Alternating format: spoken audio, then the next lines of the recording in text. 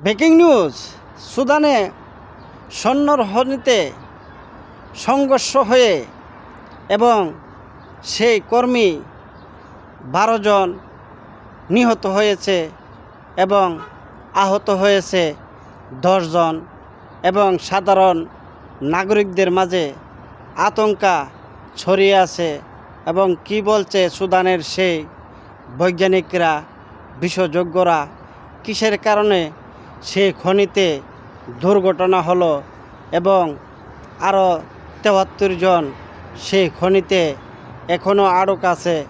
তাদেরকে সুদান প্রশাসন, সুদান সরকার, গোয়েন্দা বিভাগ তাদেরকে এখনও উদ্ধার করতে পারেনি।